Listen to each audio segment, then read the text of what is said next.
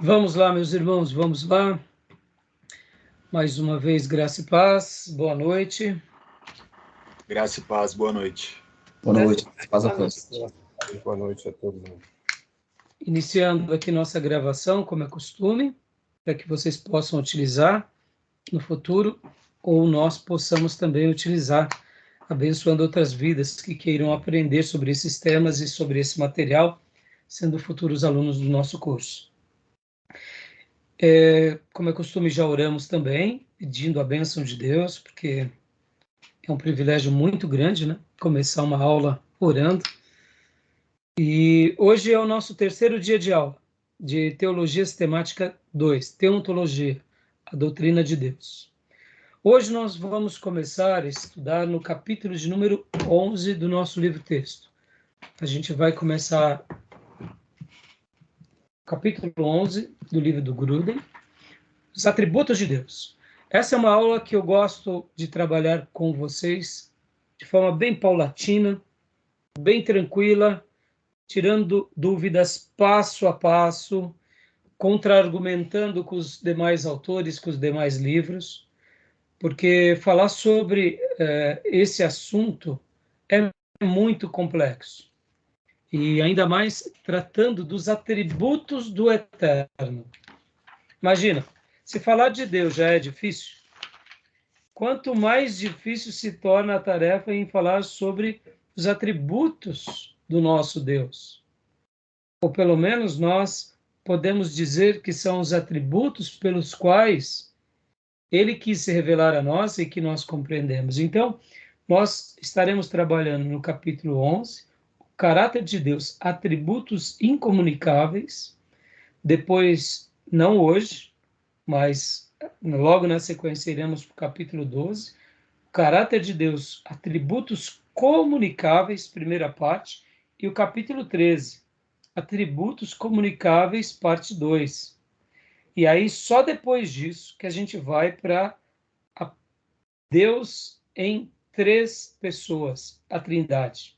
Ou seja, primeiro a gente vai falar sobre a questão dos atributos, da pessoa de Deus. Então, hoje a gente vai ler um pouco o slide, logo depois do slide vamos mergulhar no livro-texto e vamos intercalar também com Bancroft, com Erickson, com Langston, e a gente vai estar fazendo aqui um suprassumo desses assuntos. Tá bom? Beleza? E agora eu quero ler um versículo com vocês, que é João 4, 24. João 4, 24. João 4, 24. Quem achou e quiser ler, faça as honras para nós, por favor. Se eu puder. Por favor, pastor. Deus é espírito, e é necessário que os seus adoradores o adorem em espírito e em verdade. Prestem bastante atenção na afirmação pelo qual o texto sagrado expressa quem é Deus. Deus é espírito. O apóstolo João, escrevendo guiado pelo Espírito Santo de Deus, está fazendo uma afirmação. Deus é espírito. Ainda dentro dessa pergunta, eu só vou fazer uma pergunta aqui, uma pergunta de retórica, porque logo depois a gente vai estar trabalhando um pouco, mas me defina espírito. Me define espírito. Deixa-nos pensativos, não? Espírito? E agora? Vocês já pararam para pensar sobre isso? O que é um espírito? Nós temos uma ideia, né? A ideia tem, né? Um ser que não tem corpo, que, assim, se a gente for no sentido de Deus, é um espírito, mas a gente sabe que é pessoa, né?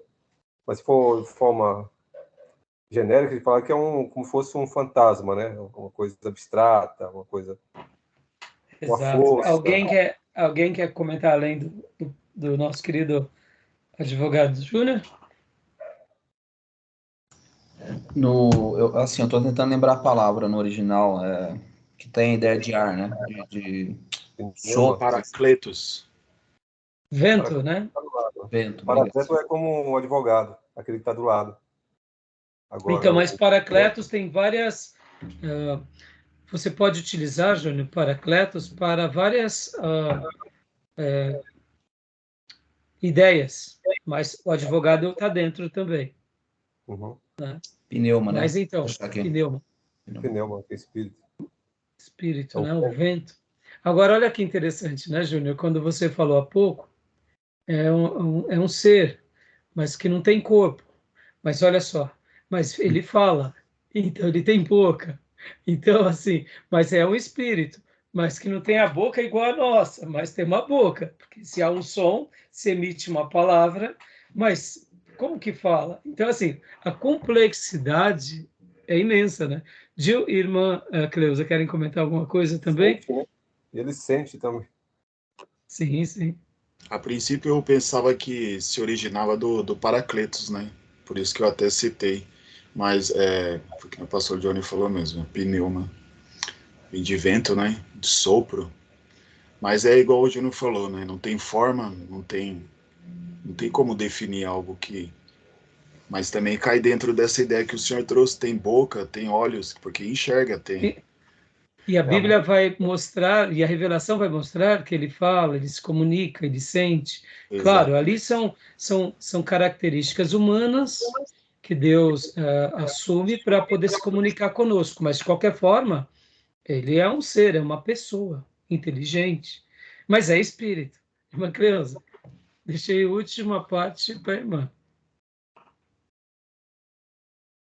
Tirou, tá bloqueado, irmã, tá bloqueado. Eu não sei nem como explicar, porque, que nem o pastor falou, na palavra de Deus ele fala que ele está com os olhos em nós, que nós estamos, ele está com a mão. Então, dá definições de que ele tem mão, tem olho, tem boca, né? Mas, no mesmo tempo, ele é espírito. Só que a gente nunca vai entender, na minha opinião, a gente nunca vai entender a fundo como é ser esse espírito, principalmente Deus. É uma coisa que a gente nunca vai conseguir analisar todos os pontos e falar, é assim. Isso aí. Parabéns, filha. Oi, irmãos, é isso aí. Eu fiz questão de ler esse texto, entrar nesse assunto, porque a gente vai estar trabalhando sobre os atributos, e dentro dos atributos a gente vai trabalhar o nome de Deus, o caráter, as designações, né? Então, se torna complexo. E quando nós lemos aqui que Deus é espírito, é uma afirmação, é uma clareza, mas nós não sabemos o que é de fato um espírito. Só saberíamos se tivéssemos visto. Nós temos uma ideia vaga do que é um espírito. Vamos melhorar essa fala. A gente tem uma ideia vaga do que é o anjo. O arcanjo, o querubim, o serafim. Mas vamos ser honestos. Quem na história do povo de Deus, na Bíblia, no Velho Testamento e no Novo, e na história da igreja, teve experiências com seres angelicais? Foram poucas pessoas. Não é uma coisa assim como né, os irmãos gostam de aluzir.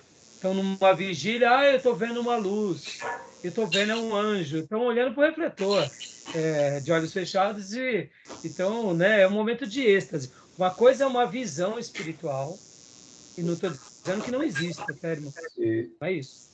Não quero dizer que não exista, mas o que eu quero dizer é, se de anjos, arcanjos, querubins já é difícil, vamos além. Demônios. A gente não fica vendo demônio também. A gente tem hora que vê umas coisas ruins, umas assombração, umas coisas que está mais para uma imaginação nossa. Sejamos honestos, pessoas que veem demônios, pode existir, eu não estou dizendo que não, mas perceba, nós, povo de Deus, geralmente damos um pouco corda para esse tipo de coisa, e os irmãos gostam disso, e o negócio vai pegando fogo. E se já é complexo no mundo dos anjos, imagina ver Deus, ver as coisas divinas, ou tentar decifrar o eterno. É praticamente impossível. É claro, nós temos sim evidências da revelação de Deus, nós temos na Bíblia aparições do próprio Cristo, aparições dos anjos, mas sejamos honestos, irmãos, o que mais a gente vai ter nas Escrituras são que momentos de visões. Alguém sonhou, alguém viu, teve uma visão espiritual, isso é mais frequente. Então, fazendo todo esse apanhado, a gente nota como que trabalhar nesse tema é complexo, é difícil. E nós, como a irmã Cleusa disse, por se tratarmos de pessoas limitadas, fica ainda mais difícil. Por isso que estudar os atributos de Deus é, de fato, algo notável, é uma pérola, né? Júnior, você ia dizer alguma coisa? É porque toda a nossa análise ela está dentro do campo material e Deus está no campo metafísico. Quando o anjo aparece para Jó lá, Jó, não Ló, claro que não vai ser figura de anjo, então mata eles. Ele se transforma em pessoa. Pessoas visitou ele, que eram os anjos. Comeu. Então, ele do mundo metafísico, ele vem para o mundo físico, material, porque para poder se relacionar, mostrar algumas coisas, mas a gente somente com a visão de Deus, que Deus permitiu que a gente possa ver esse mundo metafísico. Mas é difícil. Sim, exatamente. Muito difícil. Por isso que agora, numa das minhas aulas passadas, eu escrevi algo e eu quero citar para vocês. Olha só. Pensar nos atributos de Deus é refletir sobre a grandiosidade de Deus, sua soberania, seu poder infinito e sobre sua existência eterna. Acredito que o exercício dessa contemplação amplia, elastece nosso espírito, apazigua o nosso coração e cura nossa alma e nos fortalece em fé. Esse exercício é um exercício que faz com que o nosso coração, nossa alma, nossa mente, nosso ser pleno seja ampliado, seja elastecido no que se diz na cosmovisão humana e na percepção metafísica e principalmente espiritual. Né? Então, a gente vai se deliciar, por isso que eu quero ir com bastante calma com vocês, porque é muito bom mesmo estudar sobre esse assunto, tá bom? E, para concluir aqui essa breve reflexão, eu quero citar também Hebreus 11:6, que diz: sem fé é impossível agradar a Deus, pois quem dele se aproxima precisa crer que ele existe e que recompensa aqueles que o buscam. Ele é espírito, é real, nós não entendemos como é a pessoa dele na sua plenitude, jamais saberemos, mas o pouco que conhecermos a respeito dele vai ser marcante, vai ser maravilhoso, e isso vai nos aproximar deles de uma forma onde a gente vai crescer. Crescer em fé, crescer em experiências, em relacionamento, em operosidade, e não tenhamos dúvida de que tudo isso vai ser bênção para nós. Tá bom, meus irmãos? Então, assim, talvez você nunca tinha pensado sobre isso, né? Deus é espírito. Defina espírito.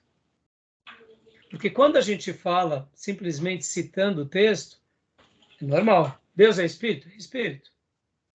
Me defina espírito. Aí fala, meu pai, é para isso que a gente está aqui, para pensar. Fala, pastor Jones, você dá uma risada? Não, porque é uma verdade, né?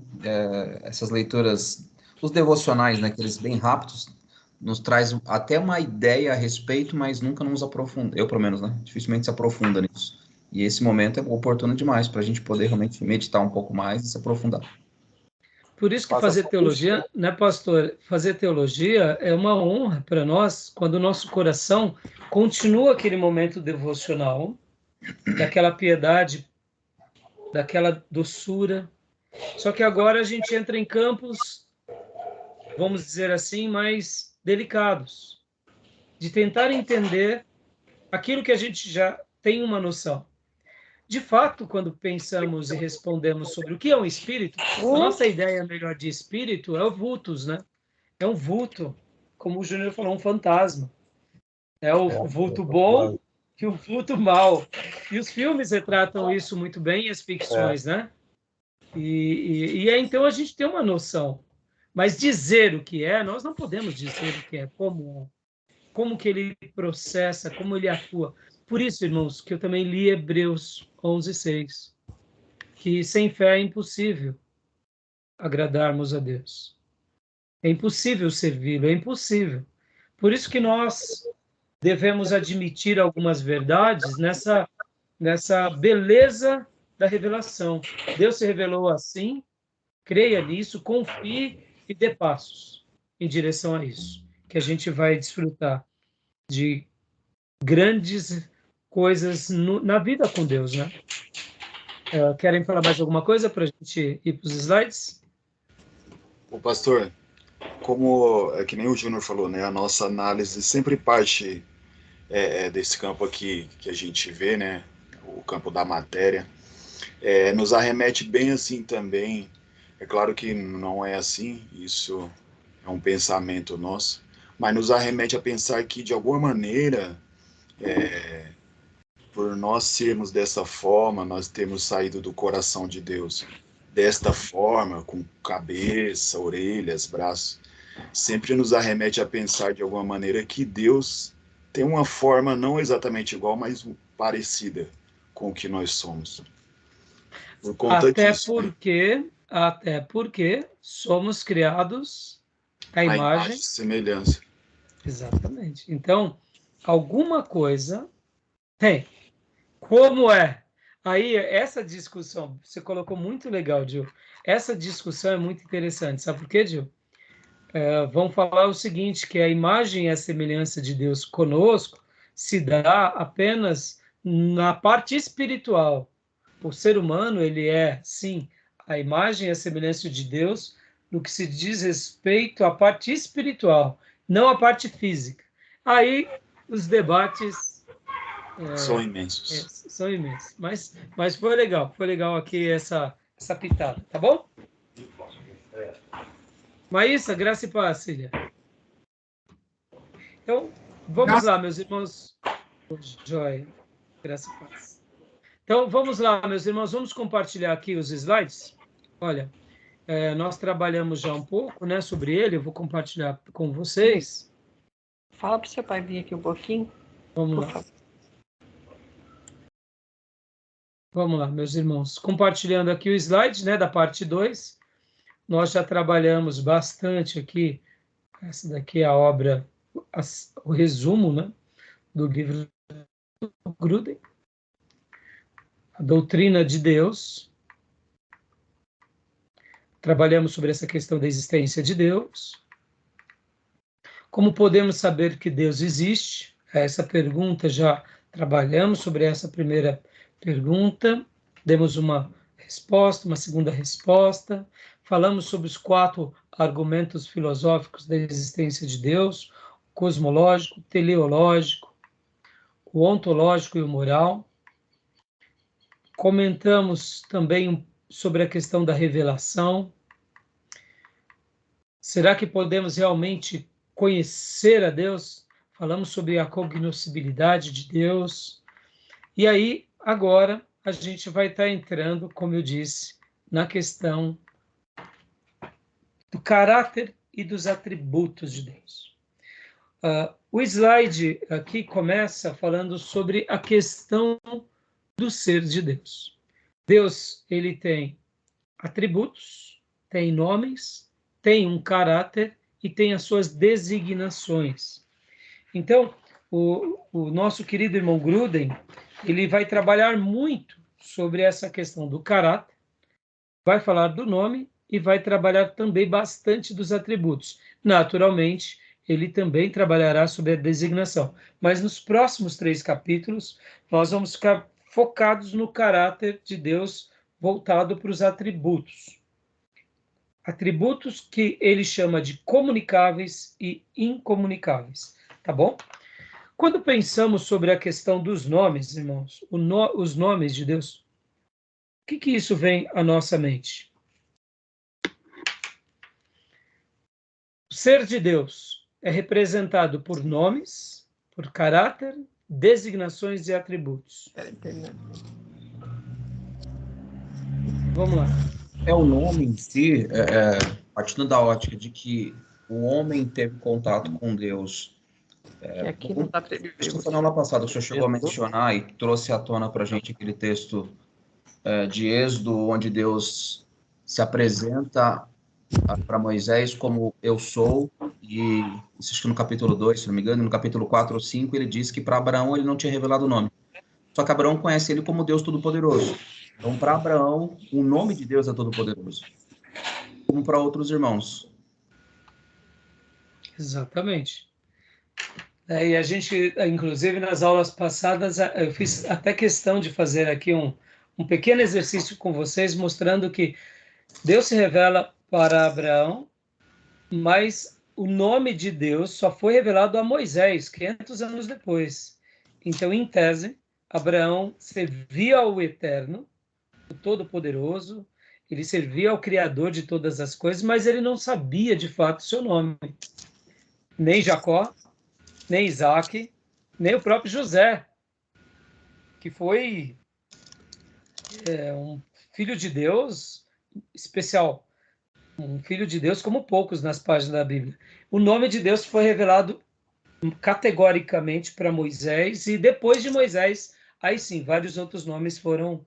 É claro que, como você mencionou, Deus ele se revelou de algumas formas para Abraão. Jeová Jiré, o Deus da provisão, o provedor. Então, assim, mas eram faces, né? Eram características, não era o nome mesmo, porque quando Deus falava com Moisés, ele inclusive diz, né? Eu me revelei para os seus antepassados, mas agora o meu nome é esse. É esse o meu nome. O eu sou. Aí vem até o tetragrama sagrado, Jeová, ou Javé, ou Iavé. Nós não sabemos a pronúncia até hoje, irmãos. Isso é incrível, né? Amém. Então, posso fazer super... uma menção no que eu falei? Eu fiz menção dos textos, só que é Êxodo 3, 14, 15 e Êxodo 6, 3. Só corrigindo. Não, mas não tem problema.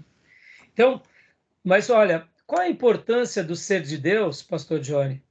Se revelar com nomes. O que você poderia me dizer sobre isso? Identificação. Joia. O nome cria identificação. O que mais? Vamos lá, irmãos, demais irmãos. A identidade, né? O nome pressupõe a identidade, identificação, identidade. Ou seja, uma descrição da sua pessoalidade, da sua pessoa. Ou poderíamos dizer até um pouco da sua personalidade. Podem ver que para o povo judeu, o nome tem muito a ver com aquilo que a pessoa faz ou com aquilo que Deus sonhou para. E o pastor me né? chama por aí? Não, Muitas vezes havia essa questão de... como que eu posso dizer? Muitas vezes havia aquela questão de, literalmente, Deus permitir alguns nomes porque tinham o quê? Um significado, né? Havia quase que uma personalidade ali. Jacó. O nome dele vai ser Jacó. O nome dele vai ser Israel. O nome dele vai ser Sansão. Podem ver que quando Deus muda o nome também, é marcando a personalidade, né? Em resumo, o nome, poderíamos dizer, é como ele se chama, ou qual é a sua identidade, não é? Concordam?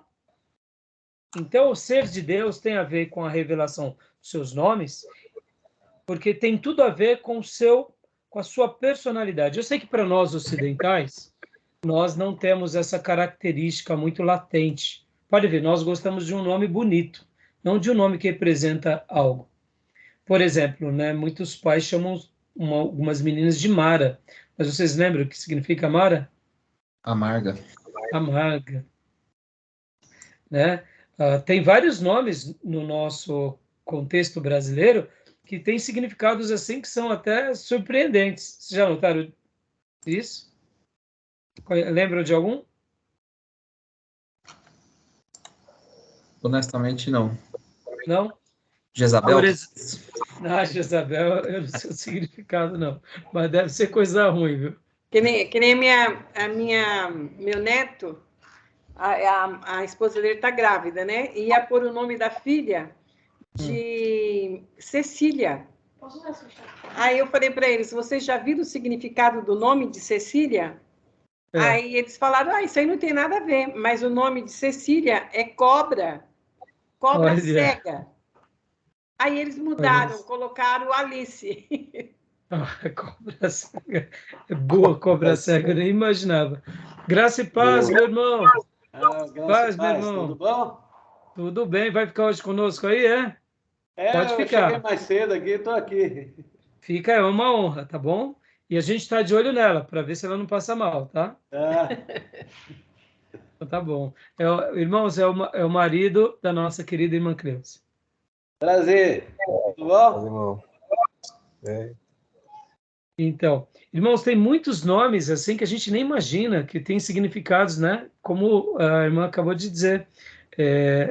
Significados assim muito desagradáveis que se a gente imaginasse, né, a gente não colocaria. Por exemplo, né, Adriano, aquele que é escuro, né, tem alguma coisa natural de Adria, não tem nada a ver, né? Felipe, aquele que gosta de cavalos. Agora, alguns nomes já têm quase que um significado cristiano. Cristiane vem alguma coisa de Cristo, né? Então, assim, o povo judeu... Eloá. Eloá, que significa... Já denota que é algo a respeito de Deus. É como Laila. Exatamente. Laila também, né? Meu filho também queria pôr o nome da filha de Laila. Mas Laila é noite, né? É noite. É noite. Aí também tirou, mudou. Não quis pôr mais, porque no hebraico tem muito significado os nomes. Exatamente. Você pode ver que na cultura hebraica, nome tem tudo a ver com aquele momento que se vive. Então, ele transmite uma questão não só da identidade, mas também da personalidade. E se tratando dos nomes de Deus, revela a personalidade dele. Olha só, para a gente... o nome Nídia é ninho. Ninho. Ninho. Por isso que ela é assim, ó. É aquela que choca e aí de quem gosta. Então, você vê que nem Caleb, né? Caleb, eles falam que o nome dele é cachorro. Mas pela fidelidade, pela força, né? Mas a irmã pode ver que, até quando a gente trabalhou sobre a introdução do Antigo Testamento, se eu não me engano, eu mencionei que os judeus não põem o nome de Caleb, mesmo ele tendo sido uma pessoa muito ilustre, não se tem Caleb, deveria. Não. Mas como faz parte dos canídeos, e possivelmente era um nome de cananeu, mesmo ele tendo sido uma pessoa importante, eles não chamam o filho de Caleb. Não. Interessante, né? Então, voltando, irmãos, pode falar. Querem falar mais alguma coisa? O interessante é que o nome de Deus ele se perdeu aí, né? O respeito e a reverência que os judeus tinham em pronunciar, né, o nome, quando foi revelado lá Moisés, né? Eles só colocavam as consoantes do nome, não é isso? E aí depois... que na realidade o hebraico, você escreve, Gil, o hebraico não tem vogal. O hebraico ele foi colocado as vogais recentemente. Então, literalmente um alfabeto que não tem vogais, com exceção do I, que para os judeus seria quase que um J. Então, mas eles aprendem a falar sem as vogais. Então, é uma questão de repetição. Então, por exemplo, é como nós, por exemplo, quando pronunciamos um 50, que deveria ter o trema, a gente faz o quen, naturalmente, mas não precisa do trema hoje em dia, né? Mas no português arcaico, e os conservadores preferem colocar. Mas, por exemplo, então o hebraico se pronuncia correto sem as vogais. Então, mas é isso aí, era o zelo, né? Então, o nome tem a ver com o quê? Com como ele se chama. tem a ver com a sua personalidade e também tem a ver com a sua identidade. Deixa eu só dizer uma coisa aqui para vocês, irmãos. Eu tive uma aula lá no STBnet com um pastor psicólogo, Silas Moloshenko, e ele falou algo muito interessante. Ele estava trabalhando sobre essas questões psicológicas nos seres humanos. E aí ele estava falando sobre a nossa construção, a construção da nossa identidade, da nossa existência, da nossa consciência. E foi uma aula muito interessante. E depois, se vocês acharem, né, ou se eu mesmo achar esse vídeo, eu compartilho para vocês. E então ele começa falando como nós somos formados, as fontes ontogênicas, filogênicas, e ele vai trabalhando, dando uma explicação muito legal, trabalha sobre a mente, a origem da mente, etc. e tal. E ele vai trabalhando tudo isso e ele vai... Qual que foi a abordagem desse pastor, desse psicólogo? Foi mostrar o seguinte, que a nossa identidade, a nossa consciência, ela vai sendo moldada, muitas vezes, a partir do nome que recebemos e a partir de tudo que as pessoas dizem sobre nós. Olha que interessante. Vocês já notaram que uma pessoa, ela vai crescendo, ela vai desenvolvendo, e nós vamos ou afirmando ela para o bem ou para o mal. Esse menino é muito teimoso. Ele vai, querendo ou não, essa é uma informação que vai trazendo para ele está sendo construído. Nós olhamos como pais, avós, e observamos, olha que peralta, olha que não sei o quê. Nós vamos liberando palavras, e essas palavras são determinantes na construção da identidade daquela pessoa. Por isso que nós precisamos saber dosar as nossas palavras. Eu sei que no exercício de um pai e de uma mãe é uma coisa um pouco mais complicada. Por isso que a gente tem que ter equilíbrio. A gente elogia, fala palavras de afirmação e também tem que ter a correção. Podem ver que hoje a sociedade moderna é uma sociedade que não sabe ser corrigida. Qualquer apontamento de correção, já você é meu inimigo, eu não amo mais você, você não me ama mais. Não é assim? Porque é uma sociedade blindada à crítica de uma forma doente, ao ponto que um professor numa escola particular é trocado porque os pais querem que seja trocado, que chama a atenção. Ou seja, a inversão de valores. Parece que não, mas essa inversão de valores está moldando o quê? A identidade dessas novas gerações. Eu sei que as nossas gerações aqui, principalmente quem tem a casa dos 50, sofreu muito com os exageros e os desequilíbrios e até a falta de sabedoria dos pais. Mas naqueles dias do passado, nós éramos mais criteriosos na questão dos papéis. Hoje não. Então, eu só quero fazer essa citação aqui dessa palestra do psicólogo, pastor também, Silas Moloshenko. Ele também é terapeuta, ele foi pastor da Igreja Batista de Perdizes, professor de seminário, uma pessoa muito ilustre. Então ele vai mostrando sobre essa questão da criação da identidade e a identidade cristã. Olha que interessante. Nós fomos criados. Talvez vocês não notam isso, mas, irmãos, comecem a reparar. A gente vai afirmando algo, olha que menina boa, que menina educada. Tá vendo você, sua tentada? Você devia ser que nem fulana, que é educada, que você é uma diaba. E aí, pronto. Aí, sem perceber, aquela criancinha que já é mais espoleta, ela assume uma personalidade. Aí vamos dando apelidos. Quando vai ver, ela vai se moldando. Ela é uma criança, gente. Por isso que nós precisamos de um equilíbrio muito, muito grande. Então, né? Agora, também cuidado para ir para o exagero, tá, irmãos? Aquele exagero doentio que você não pode dizer nada, porque a palavra pode matar. E aí a gente fica totalmente... Ai, foi liberada uma palavra para mim. Irmãos, sobre servos de Deus não há encantamento.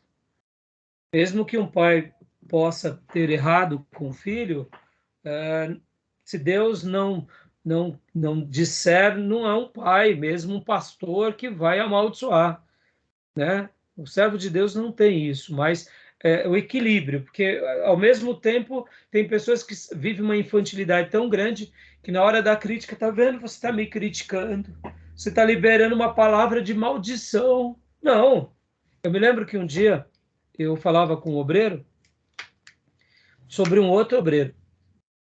E esse obreiro que nós conversávamos, ele rodou a baiana. Ele endoidou, cuspiu na cruz, chutou a cruz e começou a fazer um monte de loucura.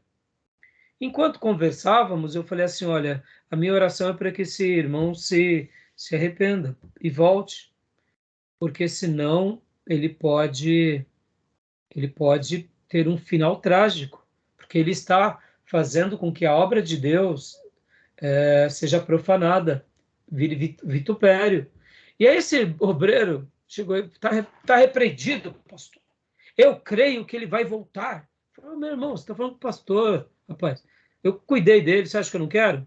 Estou sendo realista com os fatos. Você vê, as pessoas não podem ver um caso perdido e avaliar como um caso perdido. O caso perdido é a matéria-prima para o milagre. Não tem problema a gente falar isso. Eu não estava sentenciando, estava dizendo que se ele continuasse, o final dele poderia ser como de Saul, como de Judas, e aí vai, como de Balaão. Então, o fato de você também saber avaliar com critério, com juízo, isso não nos faz também sermos pessoas que declaram maldição, tá, irmãos? Não vamos por essas infantilidades besta, não. Porque aí fica um povo todo melindroso. Ai, você me disse uma palavra. Irmãos, é nessa hora que a gente tem que se afirmar. Então, a identidade, a pessoa de Deus, a questão do ser de Deus tem um nome. Bom, tem a questão do caráter. Eu quero que vocês comentem agora um pouco sobre o caráter. O que vocês entendem sobre o caráter? Vamos lá. Caráter. O que é? Me defina caráter. É tudo aquilo que Deus é, né, pastor? Ele é eterno, ele é amoroso, ele é justiça, ele é imutável. É o que nós podemos perceber do caráter de Deus, as qualidades do caráter de Deus. Exatamente, Gil. É o que realmente é a pessoa de Deus, ou o que ele é, né? E a sua composição, vamos dizer assim. Quando nós falamos o caráter de uma pessoa, nós não falamos que o caráter de uma pessoa é falho porque ela cometeu um erro. Uma pessoa ela é mau caráter porque ela comete vários delitos que na somatória dá um caráter falho. Uma pessoa de uma boa índole não é porque ela cometeu uma coisa boa e 10, não, é porque a somatória dá uma índole boa. Então falamos que ela tem caráter. É a união de várias partes, né?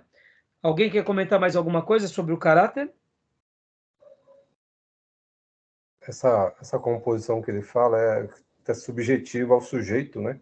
Está dentro, é inerente ao sujeito. Deus é imutável, Deus é santo, Deus é amor, esse caráter. Exatamente. Parabéns, Júnior. Né? É isso aí. E agora, então, aproveitando, Júnior, designações de Deus. Ó, a questão do ser de Deus. Falamos dos nomes, que representa a sua identidade, como ele se chama, né? Como é a pessoa dele. Falamos do caráter, o que ele de fato é, e o que seria designações. Que o autor ele quer trabalhar com designações. O que você entende, Júnior? Designação, em vez de designar, de ofício, né? Exatamente, de ofício. Então, eu estou designando o Júnior como meu advogado, um ofício. Eu estarei designando a fulano de tal como meu, ou seja, são ofícios, ou vamos colocar uma outra palavra, seria praticamente algo semelhante às nossas profissões. São os nossos ofícios. Ou, uma outra palavra que representa bem, o que Deus, no caso, o ser de Deus, faz. Então, vamos pensar aqui, as designações de Deus. Quais seriam os ofícios de Deus? Rapidamente. Irmãos. Salvador. Que mais? Salvar, Criador. Criador. Agora, olha que interessante, aproveitando o gancho aqui, Gil e Júnior. Lembram que Mateus 1, quando o anjo se revela para Maria, Gabriel fala para Maria que ela vai ter um filho? É lindo esse versículo. E o anjo diz para ela que o nome dele será... Maravilhoso. Não. Nesse caso, não. Mateus 1, 21. Ela dará à luz o filho e você deverá dar-lhe o nome de Jesus. Vírgula. Porque ele salvará o seu povo dos seus pecados. A missão, qual é a missão? É o nome, mas também é o desígnio. Sim. Salvador, né? Você vê que, olha como que é inerente à pessoa de Deus, o ser de Deus, o nome vai ter algo relativo à sua designação, que vai ter características e assim do seu caráter, que terão qualidades que serão seus atributos. Perceba como tudo isso está inerente ao ser. E no processo da revelação, Deus foi mostrando tudo isso para nós, né? E pode ver que Jesus significa aquele que salva, assim como Josué. Josué no hebraico é aquele que salva e Jesus é aquele que salva, né? O Salvador, né? Então, designação é isso. E atributos, que seria atributos? É o que ele tem, seria as suas qualidades, as suas qualificações, ou o que ele possui como ser. Então, é o que ele tem. Então, o nome é o que ele se chama, é a sua identidade.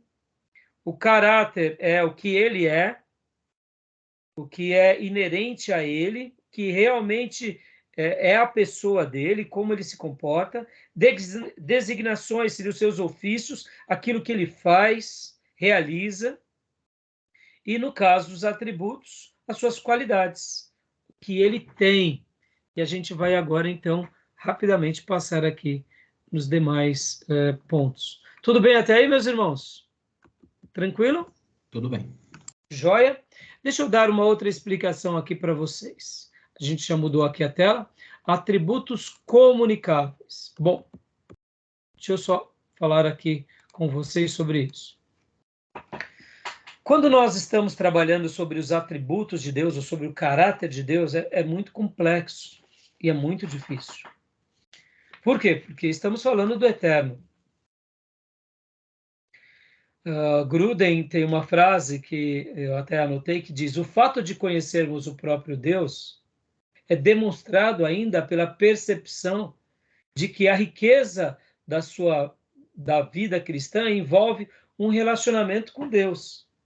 Então, eu até fiz questão de anotar essa frase do livro do Gruden, né? Conhecer a ele é importante porque parte de um pressuposto de relacionamento, é de uma percepção ricas de experiências que envolve o nosso relacionamento. Por isso que ele vai se revelando para cada filho e cada filha de uma forma, eu diria, como esse filho entenderá. Olha que interessante, irmãos. Vocês já notaram que parece que tem servos de Deus? Que Deus sempre tem que fazer um milagre. Já notaram isso? Parece que o milagre só mora naquele endereço. É o filho, é o avô. Sempre tem que fazer um milagre. Mas na casa do outro irmão, parece que é um milagre a cada 10 anos. Mas é um crente cheio do Espírito Santo, tanto quanto o irmão que tem milagre. Ou que acontece milagre. Não estou falando aqui que o irmão tem um dom. Não, não é isso. é milagre, é livramento, é sobrenatural. Todo mundo fica olhando e fala, meu Deus, de novo na casa do fulano. O que eu entendo dessa situação? Eu entendo o seguinte, irmãos. Deus, ele sabe das nossas linguagens. Alguns filhos, Deus tem que fazer algo mais notável mesmo, para que ele perceba Deus e cresça na sua experiência com Deus. Já o outro filho, que é o lá a cada 10 anos, um simples sussurro do Espírito Santo, uma afirmação de um texto sagrado, já é necessário para aquele irmão ir lá e expulsar os demônios, dar um testemunho vibrante. Por que eu estou falando isso, irmãos? Porque Deus, quando ele se revela para cada um de nós, ele sabe como nós seremos atingidos por ele e como nós, aonde serão os gatilhos que nos farão crescer. Estão entendendo o que eu quero dizer? Podem ver que aqui a nossa querida irmã Cleusa, que já é avó, tem mais tempo de vida do que nós, você pode ver que cada filho tem um jeito.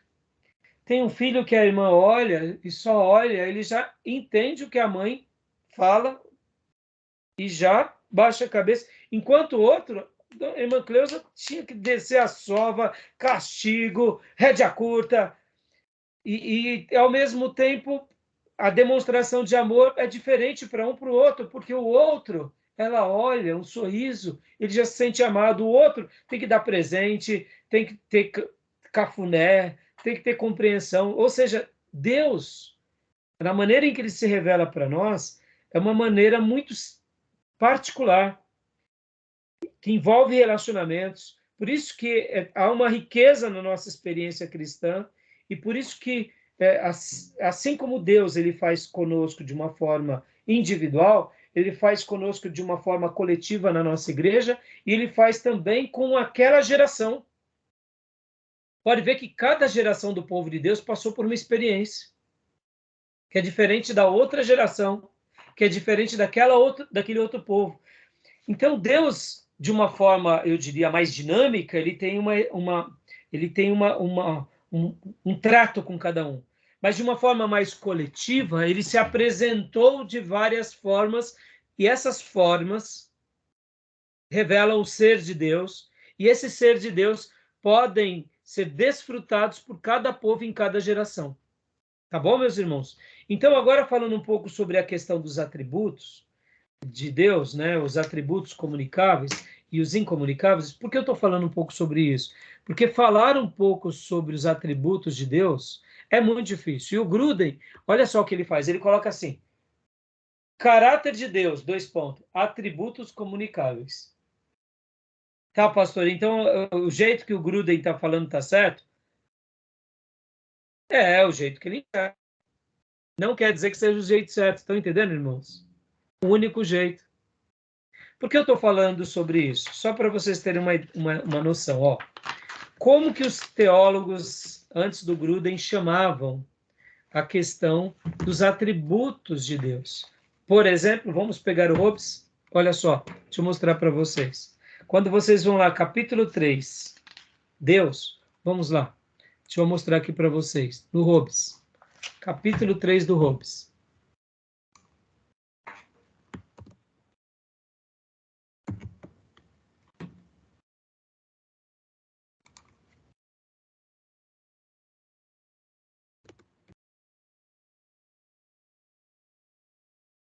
Aqui, capítulo 3. Pastor, se eu estou compartilhando. Vou compartilhar, página 31.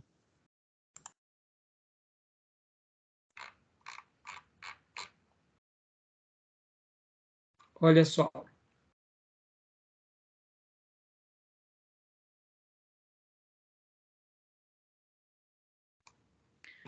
Estou aumentando aqui. Um segundo, irmãos.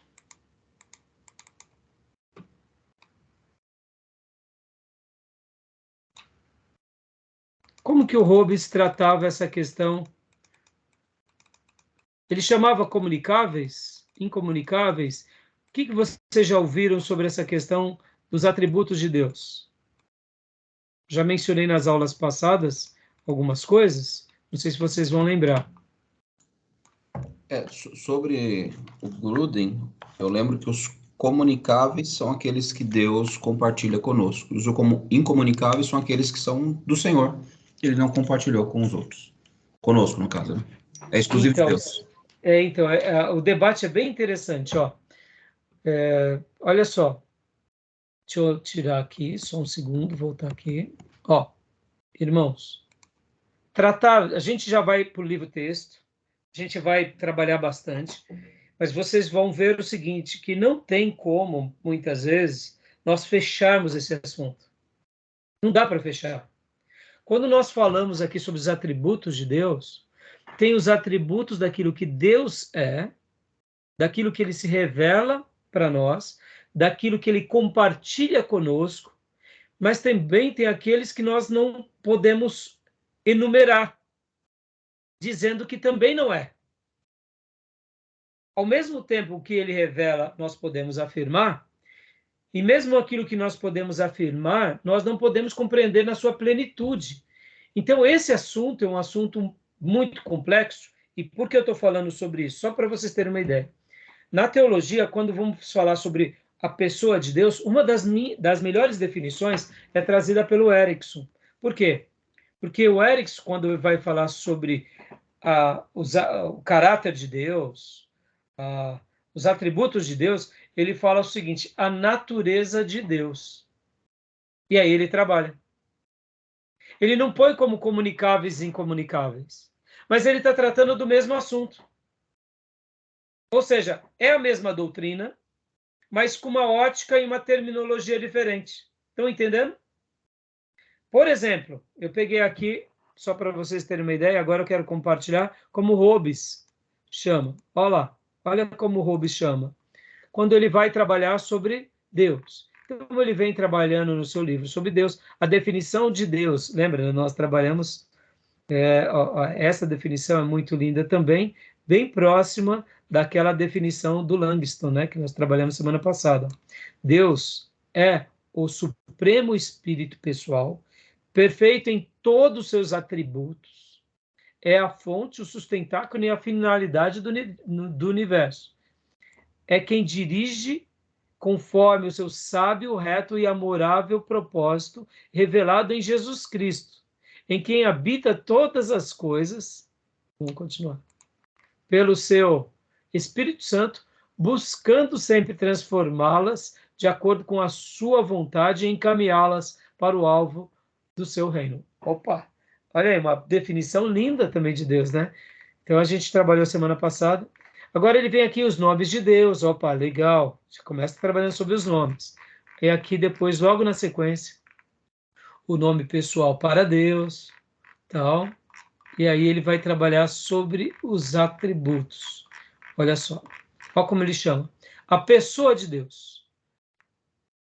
A unidade da pessoa divina. Manifestações trinenhuma da pessoa de Deus. A natureza espiritual da pessoa divina, e aí ele vem os atributos de Deus. Pode ver que ele está citando Millions, né? E aí ele vem os 7 atributos naturais de Deus. Olha como ele chama. Ele chama de atributos naturais. Ele não chama de atributos comunicáveis ou incomunicáveis. Ele chama de atributos naturais. E ele chama também de atributos, olha só,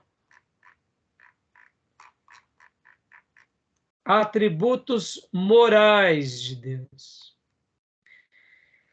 Então, pastor, e aí? E essa classificação é melhor ou é pior? Irmão, são óticas, são abordagens, são definições que realmente também merecem a nossa consideração. Então, nos meus dias de seminário, me formei em 93, irmãos, né? Então, pensem, né? Pastor aí já é rodado, né? Tem 30 anos de formação acadêmica, né? Então, aliás, eu me formei em 93, comecei em 90, meu seminário. Então, olha só, nos meus dias eu aprendi os atributos morais são aqueles que ele se comunica conosco. Pode ver, Deus é santo. Deus é reto e justo. Deus é amor. Então, percebam que todos esses atributos morais o ser humano tem. O ser humano tem amor. O ser humano tem, pode escolher ser santo, pode escolher ser reto. Então, tanto no nosso irmão Hobbes, quanto no nosso irmão Langston, a mesma coisa vai ser o Langston. O Langston também vai trabalhar com essa classificação. Deixa eu mostrar para vocês. Se vocês estiverem aí com o livro, na página 27 também do Langston, vocês vão ver. Olha só. Página 27. Ele vai trabalhar com a mesma terminologia, os atributos de Deus. Atributos naturais e depois atributos morais. Na página de número 28 e na página de número 32. Deixa eu abrir aqui para vocês também. Aqui. Vamos lá. Rapidamente. Olha só. Estão vendo? Atributos naturais. Quais são os naturais? Onipresença. O que mais? Onisciência.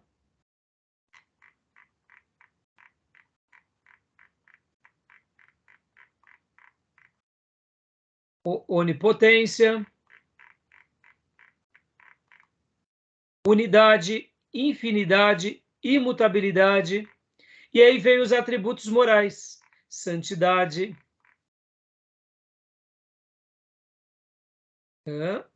E aí ele vai fazendo aqui as suas defesas, né? Ele trabalha bastante a justiça de Deus. Então percebam, irmãos, que isso vai acontecer em todos os livros de teologia. Vamos pegar aqui também o nosso livro do Teologia Elementar do Bancroft, na mesma parte, sobre os atributos de Deus. Se você abrir também no seu índice aí do seu livro-texto, você vai ver que as discussões serão bem parecidas. Por que eu estou falando isso, irmãos? Porque é bem curioso que a gente aprenda sobre essas questões. Quer ver? Não, eu não abri aqui o do... Deixa eu só voltar. Mas vai ser a mesma base, meus irmãos. Tudo bem até aí? Tudo bem? Tranquilo, isso aí é derivação, né? São derivações, exatamente. Por que eu estou gastando esse tempo e falando tudo isso para vocês, irmãos? Porque, pastor, é porque as definições dos atributos, elas são importantes? São. Mas mais importantes do que saber dos atributos, como eles se dividem, como eles são chamados, se são atributos naturais, se são atributos morais, se são atributos comunicáveis, incomunicáveis. Nós temos que pensar no ser de Deus como um todo, tá bom? E quando a gente pensa no ser de Deus como um todo, aí facilita a nossa compreensão. Por que facilita? Porque aí a gente consegue entender quem é a pessoa de Deus. Estão entendendo? Compreendendo a pessoa de Deus, facilita muito o nosso estudo. Tudo bem? Sim. Querem fazer algum comentário? Ficou claro para vocês? Essa terminologia, eu também, quando eu comecei a ler a teologia do Bancroft lá atrás, era essa terminologia da natureza e moral. Aí essa exatamente. Nova, comunicável e incomunicável. E, pastor, e se amanhã... Pode, continua, Júnior, desculpa. Natural de natureza de Deus, né? Natureza de Deus. Sim, sim. E se amanhã, por exemplo, mudar essa terminologia, nem é um problema, irmãos. É o ser de Deus. Estão entendendo? Estou gastando esse tempo aqui com vocês, irmãos, porque mais importante do que a definição, é claro, a definição é importante para nós, mas percebam, irmãos, chamar atributos morais e depois falarmos atributos naturais, nenhum problema.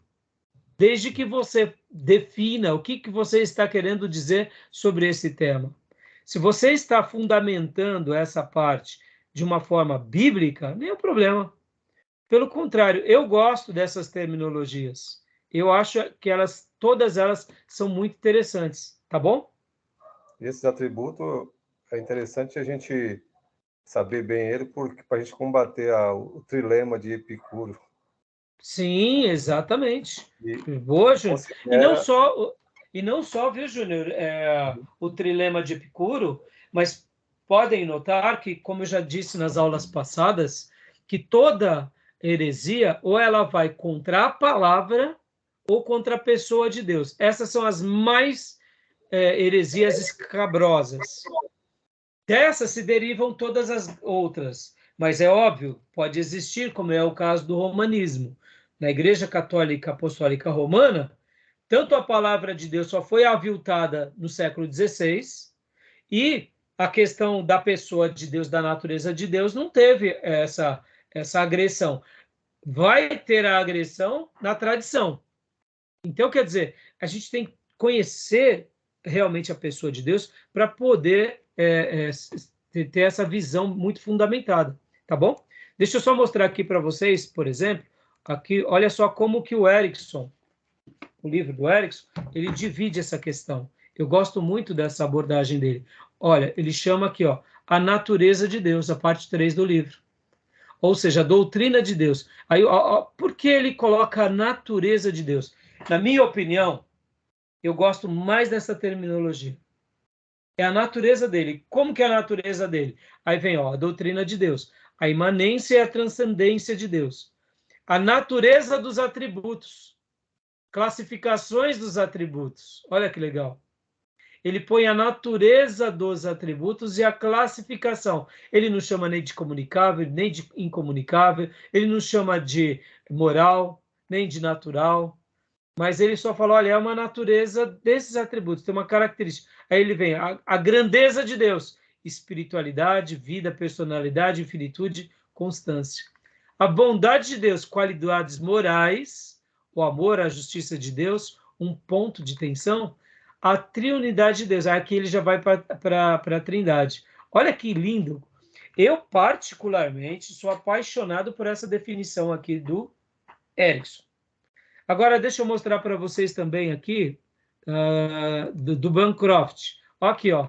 Bancroft, na doutrina de Deus, ele vem falando o fato de Deus, a natureza de Deus revelada por seus atributos. Aí vem atributos naturais, a vida de Deus, a espiritualidade de Deus, a personalidade de Deus.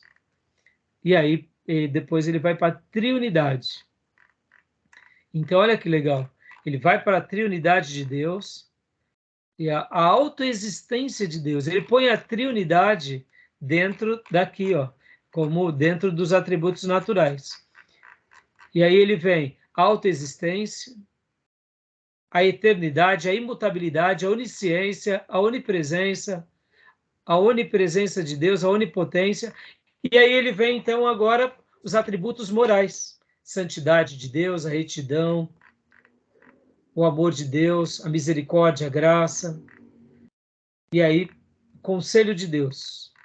E aí, percebam, olha como ele trabalha. Eu acho que essa abordagem, o que eu gosto do nosso querido irmão Bancroft, que é a maneira em que ele divide os subtemas.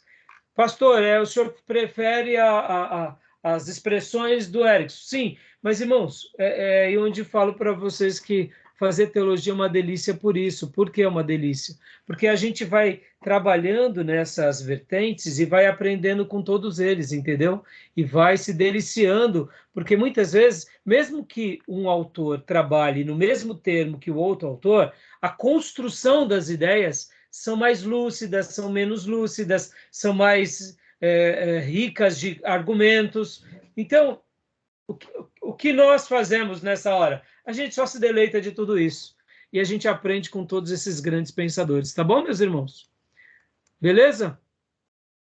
Estão entendendo? Ficou claro aqui? Sim, pastor. Então, Desculpa, Gil.